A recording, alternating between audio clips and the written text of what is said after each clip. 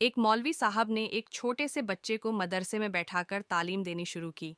बच्चा बहुत ही उत्सुक था और मौलवी साहब की बातों को ध्यान से सुन रहा था। मौलवी साहब ने बच्चे से कहा, बेटा, तुम्हें पता है कि अल्लाह ने हमें क्यों बनाया है? बच्चे ने सोचा और फिर कहा, मैं नहीं जानता मौलवी साहब। मौलवी साहब ने मुस्कुराते हुए कहा, अल्लाह ने हमें अपनी इबादत करने के लिए बनाया है। हमें उसकी रज़ा के लिए जीना चाहिए। बच्चे ने फिर पूछा, मौलवी साहब, अल्लाह की रज़ा कैसे मिल सकती है? मौलवी साहब ने कहा, बेटा, अल्लाह की रज़ा के लिए हमें नमाज पढ़नी चाहिए, रोज़ा रखना चाहिए, ज़कात देनी चाहिए और हज करना चाहिए। इसके अलावा हमें अपने माता पिता की आज्ञा माननी चाहिए, अपने भाइयों और बहनों के साथ अच्छा व्यवहार करना चाहिए और गरीबों की मदद करनी चाहिए।